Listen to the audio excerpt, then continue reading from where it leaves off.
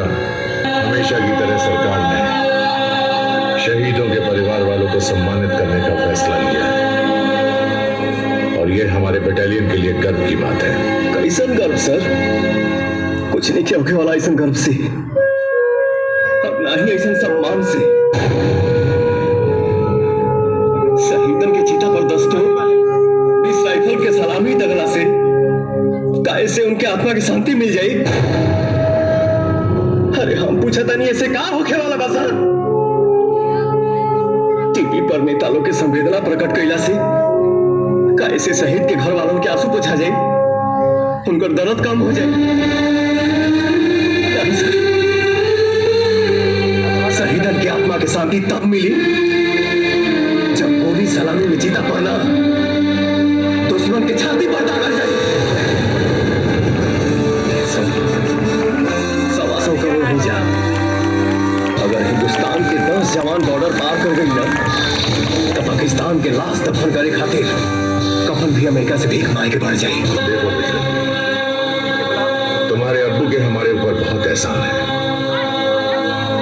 इसलिए एक अनऑफिशियल बात बताना चाहता हूं। आतंकवादियों ने तुम्हारे अब्बू को अपनी दुश्मनी के कारण मारा था।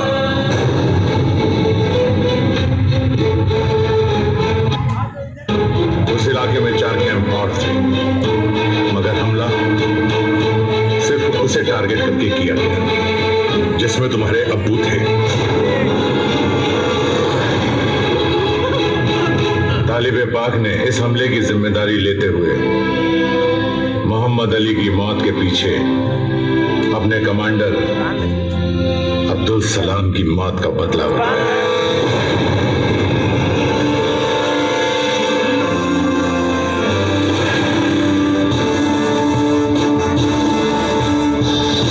अगर ऐसा बात बासर तही लड़ाई हम खुद लड़ा।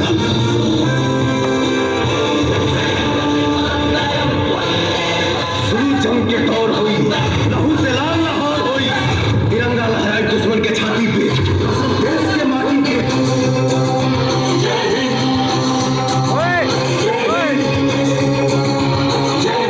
आ गया मौत के मुंह में। सच कहा है किसी ने, तुम हिंदुस्तानियों के पास दिमाग नहीं हो।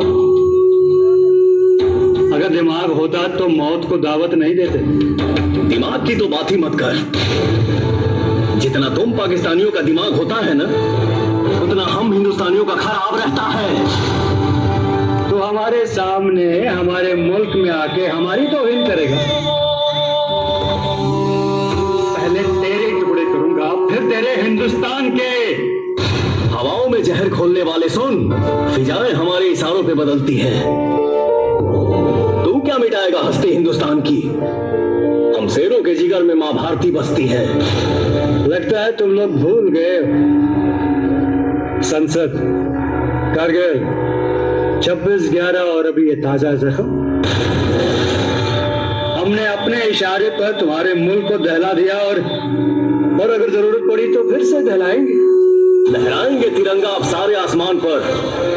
भारत का नाम होगा तुम सबकी जुबान पर।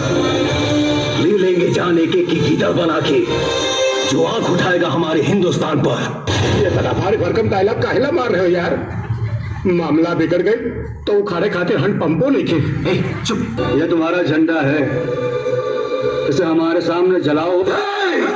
जनाब, आप हैं, मगर हम आपके बाप हैं।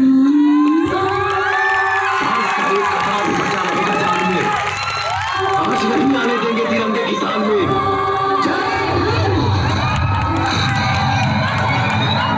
बंदूक ले लो। पापा, क्या करती की?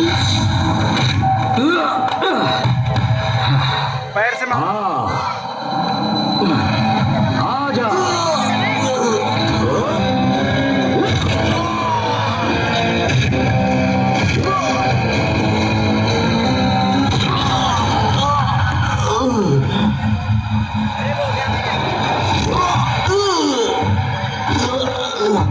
पानी, थोड़ा पानी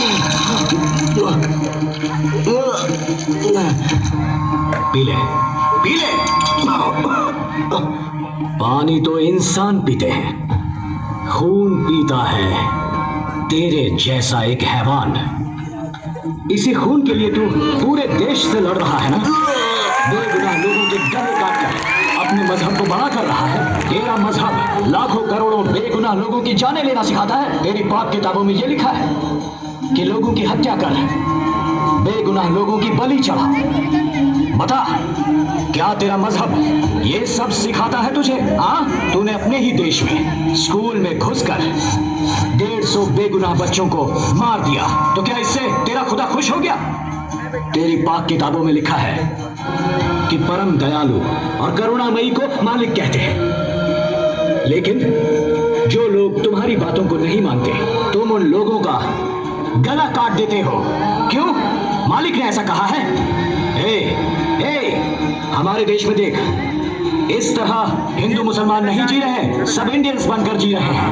देख देख, हमारे देश में रहने वाले करोड़ों सैनिकों में से लाखों सैनिक तेरे मजहब के हैं। अगर वो तेरी तरह सोचते मजहब के बारे में, तो 120 बुलेट हर एक के हाथ में होती है। उससे वो जो चाहे कर सकते थे।